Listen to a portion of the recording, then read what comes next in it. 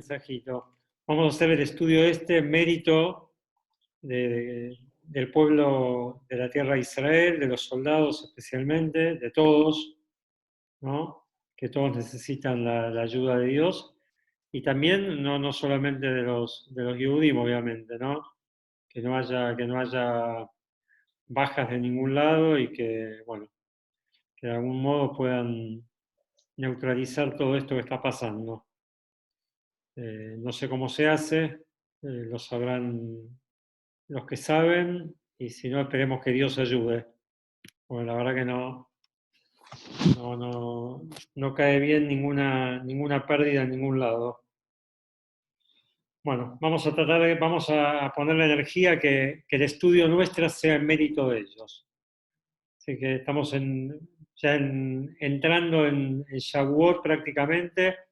Vamos a seguir un poquito lo que estudiamos el otro día, que les prometí que íbamos a estudiar un párrafo del Talmud, de dónde se infiere o dónde la Torá aprende que los patriarcas ya cumplían la Torá, que ya estudiaban Torá, ¿no? Entonces primero empezamos con la entrega de la Torá, ¿no? Lo que dice el Talmud en Pirkei Avot, que dice que Dios le entregó la Torá, o sea, Moshe recibió la Torá del monte Sinaí, de Dios obviamente, y cómo fue la transición de Yoshua a los ancianos, y así sucesivamente, hasta llegar a nuestros días, y cómo fue todo el proceso. Y dijimos que estos ancianos habían dejado tres enseñanzas fundamentales.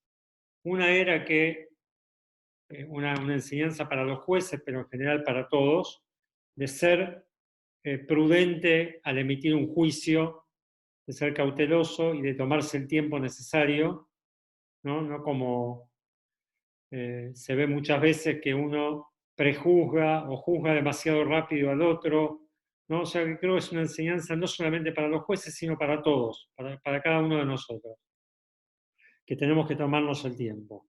Porque cuando dice, sean cautelosos en el juicio, nosotros también juzgamos, estamos constantemente juzgando, cosa que no sé si nos corresponde, juzgar a otro, prejuzgar a otro. Entonces, creo que es para todos, no solamente para los líderes, sino para cada uno de nosotros de tener esa actitud de no juzgar a otro antes de conocer exactamente qué situación está pasando. Hay un dicho del Baal Shem Tov que dice que en realidad cuando uno juzga a otro, se está juzgando a sí mismo. Porque cuando uno juzga a otro, cuando después él esté en esa situación, hay que ver cómo él actúa en esa situación. Entonces, como que el tema de juzgar es un tema muy delicado, porque como que está escrito, o dicen los sabios, que uno llega al juicio final, después de los 120, y te dicen, te hacen un juicio, y te echan en cara como diciendo, pero vos, cuando fulano hizo tal cosa, vos decretaste y dijiste que él se merecería tal cosa. Y sin embargo vos hiciste lo mismo. O sea, como que hay que tener mucho cuidado cuando uno juzga a otro, porque como que se está juzgando a sí mismo si él eventualmente cae en la misma situación. Entonces la primera enseñanza es ser paciente en un juicio, ser muy medido, ¿sí? Lo segundo que enseñamos y que ahí nos quedamos es que el consejo es que ustedes tienen que enseñar la Torá públicamente y a todo el mundo. Y ahí nos quedamos contando la diferencia que había entre Hillel y Shammai. Y lo que dice también, acá vamos a agregar, lo que dice Rabban Gamliel. Hay un rabino muy famoso llamado Rabban Gamliel, hay varios rabinos de la época del Talmud, porque obviamente los nietos se llamaban como los abuelos, y había varios Rabban Gamliel, y había varios Rabbi Shimon ben Gamliel, porque los hijos se llamaban así. Y acá uno de los comentaristas, Rabbi Obadiah Bartenura, dice que también esto que los sabios dicen, que enseñen Torah a multitudes, tengan muchos alumnos, dice que esto es opuesto a las enseñanzas de Rabban Gamliel. Porque Rabban Gamliel dice que todo alumno Shein Tohoke Baró dice que no es interiormente como se muestra exteriormente, o sea que en hebreo se dice un tzabúa, un pintado. El tipo es un figuretti, o sea, muestra una cara y realmente es otra. Y Rabban Gamliel dice que se enseña Torah únicamente a aquellos alumnos que son coherentes en su comportamiento exterior con su comportamiento íntimo. Si cuando están solos se comportan de la misma manera que cuando están en público. Entonces, como él dice, que solamente a estos alumnos. Viene la Mishnah acá, vienen los sabios y dicen, no, hay que enseñarle a todo el mundo. Incluso, dice, no hay que revisar los antecedentes del alumno. Un alumno viene a estudiar Torah, una persona viene a estudiar Torah, no se le piden los antecedentes. Certificado de antecedentes penales no se pide para estudiar Torah. ¿No? Así dice la Mishnah esta. Rabban Gamliel dice que sí, que no, que sí hay que pedir antecedentes. O sea, si vos ves que una persona no es una persona honesta, no tenés que enseñarle Torah. Bueno, esto es una de las enseñanzas. Y junto con Rabban Gamliel, o similar a su postura, es la postura de Shammai, que él dice que mejor tener pocos alumnos. Por el contrario, dijimos lo que dice Hillel, que Hillel dice que tenés que tener muchos alumnos, porque de 100 alumnos te van a quedar 10 buenos. De 10 alumnos te van a quedar capaz que uno bueno. Y de 2 alumnos, vos no sabés quién va a salir bien y quién va a salir mal. O sea, como que tenés que enseñarle a todo el mundo. Vos tenés que enseñar. Y ahí empecé a contar una historia, que me quedé en la mitad, de una persona que yo conocí, que estuvo en mi casamiento, muy conocida, el ingeniero Abraham Polichenko. Este ingeniero Abraham Polichenko tiene muchas historias, pero fue uno de los primeros, Baalei Teshuvah, uno de los primeros que se acercaron a la Torá a través del primer emisario que el Rebbe mandó acá a Argentina, que era el rabino von Garten, antes del rabino Grumblat. Y este ingeniero Polichenko era de extracción de ideas comunistas, ideas de izquierda, y escribía en un diario en Yiddish, escribía en un diario judío con esa filosofía, y él se ocupaba, esta historia ya lo conté alguna vez, él se ocupaba de escribir artículos en contra de la religión y en contra de la Torá, directamente. Hasta que en un momento una persona muy seria, él lo hacía con su convicción, obviamente, el que lo conoció, yo puedo dar fe de que era una persona, lo que decía era lo que él era, realmente era una persona así como acabamos de decir. Y él, como era coherente, dijo, para yo poder luchar y poner mis puntos contra la enseñanza de la Torá, tengo que estudiar Torá para saber de qué estoy hablando. Tengo que estudiar Torá. Porque si no estoy discutiendo ideas y realmente no conozco la otra parte. No conozco lo que piensa la Torá. No conozco lo que piensan los rabinos. Entonces fue a verlo a Rabban Garten. Estamos hablando de los años 70, capaz que fin de los 60. Este hombre era uno de los primeros genios acá en computación, profesor de la universidad.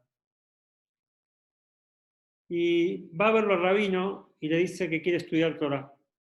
Pero como era una persona honesta realmente, le dijo al rabino, rabino, mi intención para el estudio de la Torah es para poder discutir a la Torah. Yo me dedico a escribir artículos en contra de la Torah. Entonces, ¿qué pensamos? Si hubiese ido a lo de Rabban Gamliel capaz que lo aceptaba, porque él dijo que él quería gente honesta. Él era honesto, él decía lo que él pensaba. Shammai seguramente no lo iba a aceptar, porque él decía que solamente una persona temerosa de Dios, solamente a él se le puede enseñar. Y él obviamente le hubiese enseñado. Y lo que hizo Rabban Garten fue enseñarle. Le enseñó Torah. La persona terminó con barba, con sombrero, con los tzitzit afuera, enseñando en la universidad en la época de los militares, yendo como un judío, con toda su imagen de judío. Y sobre él el Rebbe dijo, solía decir, Mein Josit fue una argentina. este es mi Hasid, mi alumno de Argentina. Una persona en cuanto a estudio de Torah muy básica, ¿sí? Porque ya era una persona grande. Sin embargo, él era honesto y según Hillel, según Rabban Gamliel, a una persona honesta hay que enseñarle Torah. Y la tercera cosa que nos dejan como enseñanza estos sabios de la gran asamblea de 120 sabios, que es lo que cita la Mishnah, Basusiag la Torah, hagan un cerco a la Torah. ¿Qué significa un cerco? Primero vamos a estudiarlo en mis palabras, después lo vamos a ver cómo lo explica Rabbeinu Yonah. Un cerco literalmente es cuando vos querés evitar que un daño llegue a un lugar, vos pones un cerco más lejos del lugar que querés proteger, ¿sí? Para evitar cualquier posibilidad de daño. Entonces, ¿qué significa hacer un cerco a la Torah? Por ejemplo, está prohibido cocinar el Shabbat. Está prohibido prender fuego el Shabbat. Entonces, esto es una prohibición de la Torah, ¿sí? Una prohibición de la Torah prohíbe prender fuego el Shabbat. Los sabios dijeron que los fósforos no los puedo tocar el Shabbat. Porque la Torah no dice que yo no puedo tocar los fósforos, pero los sabios dijeron, si vas a tocar los fósforos, tal vez podés, sin darte cuenta, prender un fuego. Eso es un cerco a la Torah. Como prohibir algo que la Torah no prohíbe para no llegar a transgredir algo de la Torah. ¿Estamos? Otro ejemplo, no se puede comer carne con leche. La realidad, no se puede comer pollo con leche tampoco. La realidad es que la Torah dice que solamente no se puede comer carne de un mamífero con leche. O sea, de un mamífero no se puede comer carne con leche. Los sabios después prohibieron comer carne de ave con leche. ¿Por qué? Porque uno puede confundir una cosa con la otra y llegar a comer carne de un mamífero que está prohibido con leche. Entonces hicieron un cerco. Eso es hacer un cerco a la Torah. ¿Se entiende el concepto? Vamos. Vamos a ver cómo explica Rabbeinu Yonah. Dice, Ushmartem et mishmarti, van a cuidar, o sea, van a hacer un cerco a lo que yo les digo que está prohibido. Y dice que el cerco esto es algo maravilloso. ¿Por qué? El hacer un cerco a las mitzvot es algo muy importante para que la persona no llegue a transgredir la palabra de Hashem, la palabra de Dios. Por eso dice, todo aquel que cumple con las palabras de los sabios, porque esto no olvidemos que el cerco a la Torah, estas prohibiciones son de los rabinos, todos los que cumplen las palabras de los sabios, que son cercos a las mitzvot de la Torah, le demuestra el aprecio que él tiene a la Torah. O sea, yo al cumplir con los límites que impusieron los rabinos, estoy demostrando que yo también estoy de acuerdo en cuidarme más allá de lo que la Torah me pide. Porque no quiero llegar a transgredir algo de la Torah. O sea, como que la Torah para mí no es algo secundario. Ah, me equivoqué, prendí el fuego en Shabbat. Ah, me equivoqué, me comí una milanesa napolitana. Porque, no. Si me dicen a mí, me indican, no comas pollo porque podés llegar a comer carne con leche, yo lo acepto. No tengas un fósforo en la mano o un encendedor porque podés llegar a prender fuego, yo acepto este cerco que me imponen los rabinos, estoy demostrando un aprecio a la Torah. Estoy demostrando que no me da lo mismo si sin querer transgredo un tema de la Torah o no. ¿Estamos? O sea, como que estoy mostrando un aprecio especial por la Torah. Porque todo aquel que hace una mitzvah sin cuidarse de las prohibiciones rabínicas, como que está demostrando que si él incurre en una falta de la Torah, no lo ve tan grave. No lo ve tan grave. Por eso no se cuida de lo que los rabinos dijeron. En cambio, aquel que sí se cuida de lo que los rabinos dijeron, es como que él está demostrando un aprecio especial por la Torah. Bueno, hasta acá llegamos con la Mishnah de Pirkei Avot, con este párrafo que nos explica cómo llegó la Torá desde Moshe hasta nosotros, muy brevemente, obviamente. Esto es muy breve. Ahora bien, dijimos, y siempre decimos, que los patriarcas, y antes que de la entrega de la Torá, ya se estudiaba la Torá. ¿Qué significa todo este concepto? El otro día explicamos, que está escrito en la Cábala, que el mundo fue creado 2000 años después de la Torá. Está bien, pero ¿dónde estaba la Torá? ¿Quién, o sea, cómo llegó a los patriarcas? ¿Cómo sabemos que ellos estudiaban Torá? Y trae el Talmud lo siguiente. El Talmud trae sobre nuestro patriarca Abraham, dice que Abraham era Zaken, que era un sabio, como dijimos el otro día, un Zaken, un anciano, no es un anciano en edad, sino un anciano se refiere a aquel que tiene inteligencia, aquel que adquirió inteligencia. Dice que Abraham era un anciano, Yosef be Yeshiva Abba. ¿Sí? Él estaba sentado en la yeshiva estudiando. Y no se equivocaba, dice, ahora vamos a ver algo interesante más adelante, y él no cometía errores porque Dios estaba a su lado. O sea, él estudiaba Torá y Dios estaba a su lado y lo protegía de no incurrir en ningún error. ¿De dónde sabemos que él estudiaba Torá?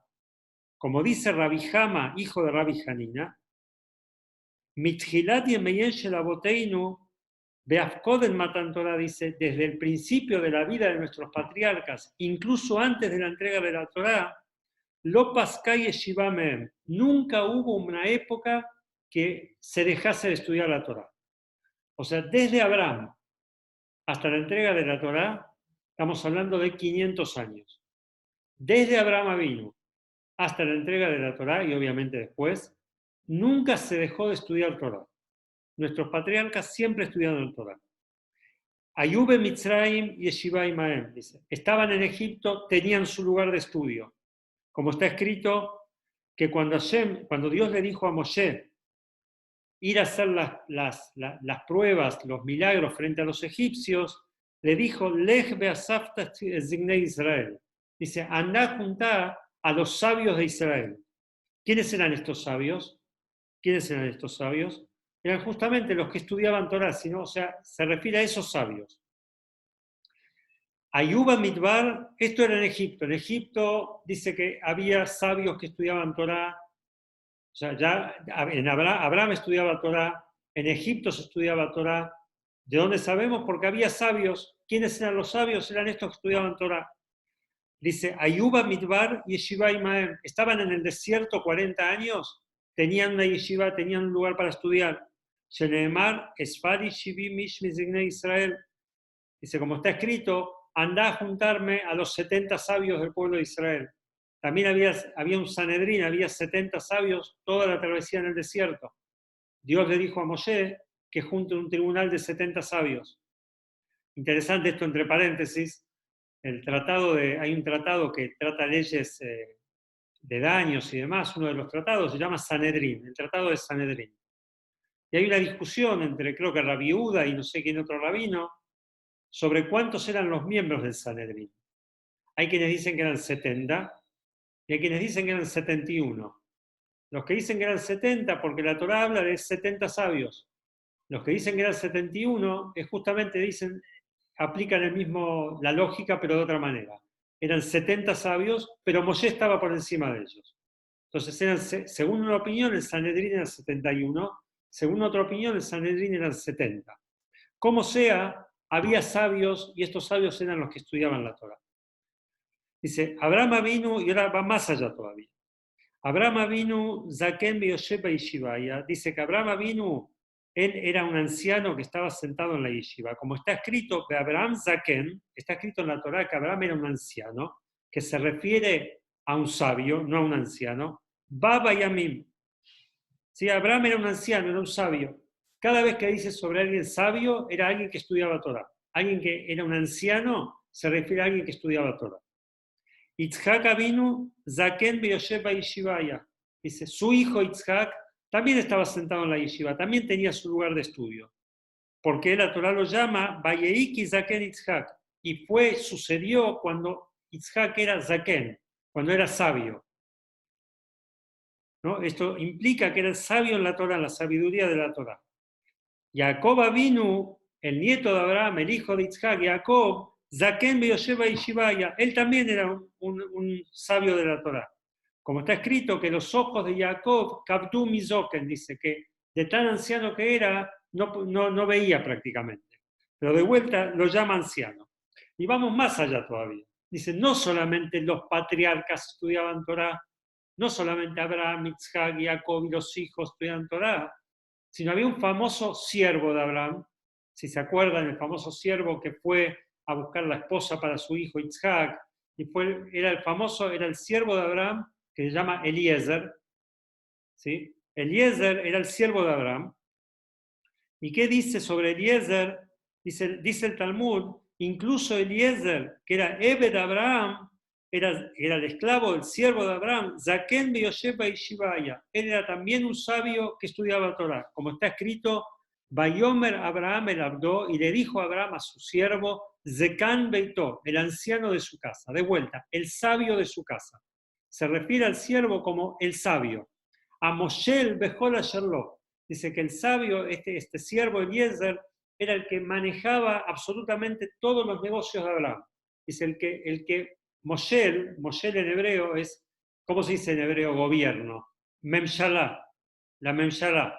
El Moshe es el que preside todo. Dice que Eliezer era el que llevaba a la práctica todos los negocios de Abraham, él los manejaba.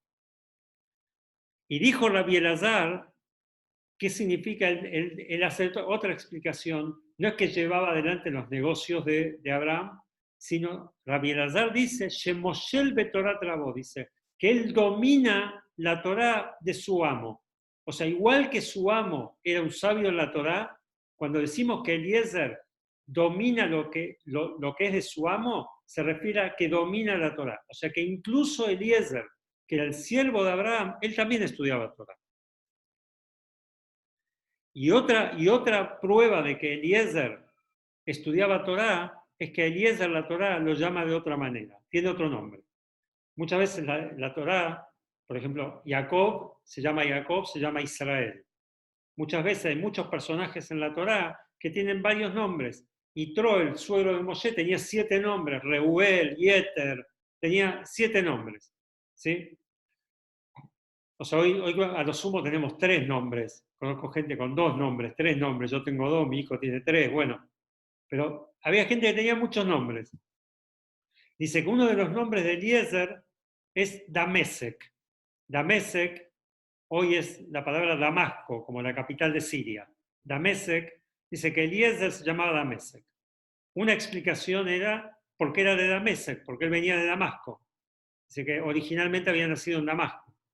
No sé lo que era Damasco en aquella época, supongo que no era lo que es hoy, pero bueno, habría algún pueblito llamado Damasco. Y la otra explicación de por qué se llama Damesek es que Damesek es en hebreo se utiliza mucho como que una palabra compuesta de varias palabras. Y Damesek significa Shedolé un mashke mitorato shel rabo le'acherim. Damesek se puede explicar que él toma de la Torá de su amo y le da de tomar a otros la Torá de su amo. O sea, él tomaba lo que aprendió de su amo y lo transmitía a otros. Por eso él se llamaba Damesek. Como que literalmente es que cuando uno toma agua de un pozo y se lo transmite a otro, se lo da a otro para tomar. Bueno, él dice que Eliezer, de la Torá que él aprendía, él se lo entregaba a los otros. Y la Gemara sigue diciendo, el Talmud sigue diciendo, con respecto al cumplimiento de las mitzvot de Abraham, dice, Amar Rab, dijo Rab, Kiem Abraham Avinu con la Torá Kula, dice que Abraham Avinu cumplió absolutamente la Torá con todos sus detalles, 500 años antes que fuese entregada. Como está escrito, que Abraham recibió las bendiciones, Eke Basher Shama Abraham Bekoli, Baishmor Mishmarti, Mitzvotai, Jukotai, Betorotai. Dice que Abraham merece las bendiciones por haber oído mi voz y cuidar lo que yo dije que hay que cuidar mis mitzvot, cuidar mis decretos y cuidar mi Torá. O sea, claramente la Torá dice que Abraham cuidaba la Torá. Claramente la Torá dice eso. Ahora bien, podemos preguntarnos lo siguiente, que es lo que el Talmud se pregunta. Acá estamos diciendo que Abraham cuidaba toda la Torá. ¿Por qué? Porque la Torá dice que Abraham cuidó la Torá. Ahora bien, la pregunta podría ser, que es lo que Talmud hace acá, ellos tenían mitzvot que cumplir. Antes de la entrega de la Torá, también había mitzvot. A ver si alguno me dice qué mitzvot había antes. Me tomo un mate y que alguien me diga qué mitzvot había antes de la entrega de la Torá.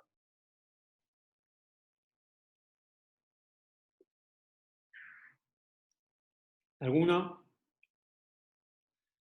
Bueno, vamos a seguir. Antes de la entrega de la Torá estaban las 7 mitzvot que le había dado Dios al primer hombre, que son las 7 mitzvot de los hijos de Noah, las 7 mitzvot universales. Entonces, pregunta el Talmud acá, ¿por qué no podemos decir que cuando la Torá dice que Abraham cuidó la Torá, se refiere a las 7 mitzvot estas? O sea, ¿qué necesidad hay de decir algo tan tirado de los pelos que Abraham cumplió todas las mitzvot, las 613, cuando en realidad todavía no se había entregado? Puedes explicar más fácil el versículo. Puedes explicar que Abraham cuidó la Torá. ¿Qué Torá? ¿Qué Torá? Las 7 mitzvot que tenía que cumplir. ¿Por qué te volvés loco? Viene el Talmud y pregunta, ¿cómo podés decir, hacer esta pregunta? Yo te voy a responder que él tenía 8 mitzvot en realidad, porque él tenía aparte el Brit Milá, que es una mitzvah que fue dada a Abraham, no para el resto de la humanidad. Pero como sea, vos podés decir que la Torá que cumplió Abraham eran 8 mitzvot, no 613. Contesta el Talmud, si es así, como, porque un rabino discute con otro, ¿no? Si es así, que él solamente cumplió las 8 mitzvot, ¿por qué la Torá dice que cumplió mitzvotai betorotai? Porque primero dice el versículo que Abraham escuchó mi voz. Ya con escuchar mi voz significa que cumplió con lo que yo decreté. ¿Por qué viene después la Torá y me hace todo un detalle? Escuchó mi voz y cuidó lo que yo le dije, y cuidó mis mitzvot, y cuidó mi Torá. O sea, ¿qué es todo eso? Le dice. Todo eso implica no solamente las 8 mitzvot, no solamente las 8 mitzvot, sino absolutamente las 613 mitzvot. Y va más ahí todavía la Torá, y te voy a decir más, dice el Talmud, que Abraham Avinu incluso cumplió las mitzvot que después iban a decretar los sabios. Incluso no solamente las mitzvot que Dios entregó en el monte Sinaí, sino las mitzvot que los sabios, como dijimos recién, los cercos que los sabios hicieron para no transgredir algo de la Torá, incluso eso Abraham cumplió. ¿Por qué dice? Porque cumplió Torotai, mis Torot, no dice mi Torá, dice mis Torot. ¿Sí? ¿De dónde aprendemos que hay, ya lo estudiamos el otro día, una Torá oral y una Torá escrita? Justamente porque cuando Dios entrega la Torá, habla de 2 Torot, habla en plural. ¿Qué significa en plural?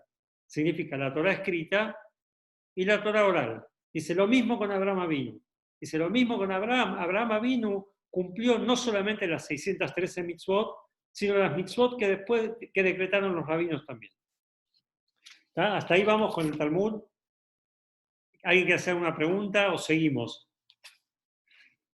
Vamos a terminar con algo del Tania, algo de Kabbalah y de Hasidut, de Hasidismo que tiene que ver con todo esto, ¿no? Y el Tania de estos días, el Alter Rebbe explica en el Tania lo siguiente, que la Torá, hay lo que se llama la Shejina es la presencia divina, ¿sí? Estudiamos el otro día justamente que cómo uno se conecta con Dios conectándose con las mitzvot de Dios. Cuando uno se conecta con Dios, con las mitzvot de Dios, se está conectando con Dios. Es como abrazar al rey que está vestido. O sea, son las vestimentas, cómo Dios se revela al mundo, es a través de sus mitzvot, a través de su Torah y de sus mitzvot. Entonces nosotros nos conectamos con Dios, nos conectamos con el rey a través de conectarnos con sus mitzvot. Ahora bien, dice, había una diferencia sustancial en cómo Dios se revelaba en el primer templo y cómo Dios se revelaba en el segundo templo y cómo Dios se revela hoy en día. Porque acá estamos hablando de cómo Dios se reveló en el monte Sinaí, ¿sí? Que Dios le entregó la Torá a Moshe, y que fue un acto público y que todo el mundo pudo verlo, está bien, y los milagros y demás. ¿Qué pasó después? ¿Qué pasó después? Dice que después sucedió que estaba el Beit HaMikdash, estaba el primer templo en Jerusalén. El primer templo en Jerusalén tenía la presencia divina abiertamente. Dice que sucedían milagros abiertamente, a diario, ¿sí? Pero había un motivo por el cual estaban estos milagros y esta presencia tan palpable. La presencia tan palpable era porque estaban las tablas de la ley. Estas tablas que Moshe fue a buscar al monte Sinaí, las segundas tablas, en realidad estaban las primeras y las segundas. Las primeras las rompió, no sé si se acuerdan, cuando bajó y estaban con el becerro de oro, las rompió. En el lugar más santo del Beit HaMikdash, en el Kodesh HaKodashim, en el lugar más sagrado del Beit HaMikdash, que es donde el Kohen Gadol, el sumo sacerdote, entraba solamente una vez al año en Yom Kippur, en ese lugar había un arca donde ahí estaban las tablas sanas y las tablas rotas. Estaban las dos tablas. O sea, las tablas rotas también se guardaron ahí. Y dice el Alter Rebbe acá en Tanya, basado en la Cábala, que la presencia de Dios estaba en ese lugar justamente porque estaban las tablas de la ley. ¿Y qué significa que estaba la presencia de Dios? Dice que hay una diferencia entre el primer templo y el segundo templo. En el segundo templo la presencia de Dios no era tan evidente. Y ahora vamos a entrar a explicar un poquito cuál era la diferencia. Dice que la Shejinah, hay 4 mundos, ya lo explicamos varias veces, pero lo volvemos a repetir, 4 mundos espirituales, Atzilut, Briah, Yetzirah, Asiyah, ¿sí? Uno encima de otro. Atzilut es la divinidad pura, digamos, como abiertamente. ¿Cómo llegamos al mundo nuestro? Se llega a través de ocultar la luz divina. Dios va ocultando su luz y se llega a que pueda existir las cosas materiales. Vamos, pues si no, los mundos superiores son solamente espirituales. Es como que se va ocultando la luz de Dios, se va ocultando la luz, se va ocultando Él, y podemos llegar a tener un mundo material. Dice que en el primer templo, lo que estaba revelado era directamente el mundo de Atzilut en este mundo, sin pasar por ningún filtro. O sea, Dios revelado en este mundo tal cual estaba en Atzilut, prácticamente. No es exactamente así, pero para darnos una idea, ¿sí? No quiero marear más. Es un nivel de Atzilut bajado directamente a este mundo, sin todos los ocultamientos intermedios. En el segundo templo no estaban las tablas de la ley. Es sabido que el rey Salomón hizo un lugar especial sabiendo que se iba a destruir el templo, a dónde esconderlos. Eso está escondido, vaya a saber dónde, en algún lugar debajo de donde estaba el Beit HaMikdash. En el segundo templo no estaban las tablas de la ley.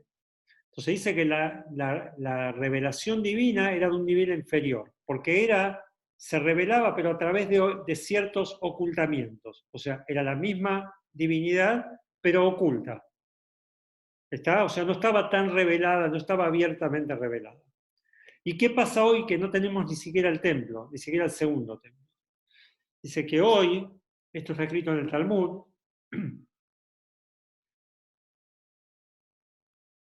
Umisheharab Beit HaMikdash, desde que se destruyó el templo, Dios tiene su lugar en el mundo. ¿Sabe dónde está el lugar en el mundo de Dios? Al lado de aquel que está estudiando Torah y al lado de aquel que está cumpliendo las mitzvot. Ahí está el lugar de Dios en el mundo. O sea, en este momento está al lado de cada uno de nosotros. Estamos estudiando Torah, ahí es el lugar de Dios.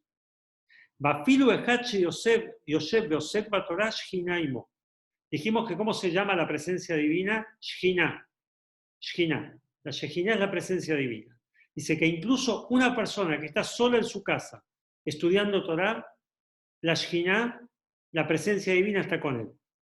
Como está escrito en el Talmud, Shekhinah Imo, así dice en el Talmud en el Tratado de Brajot.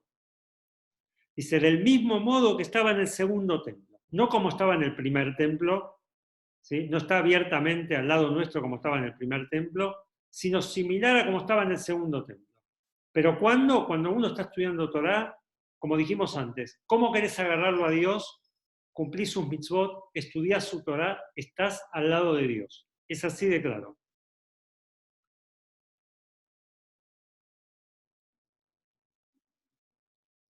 Dice que la Shekhinah está con la persona, del mismo modo como que se va invistiendo en cosas materiales y está al lado nuestro. Porque todas las mitzvot son materiales, los hacemos con nuestro físico y hacemos con cosas palpables. Incluso aquellas mitzvot que tienen que ver con el habla y con el pensamiento, dice que el habla también es una acción. Uno está hablando, uno está actuando, está haciendo algo.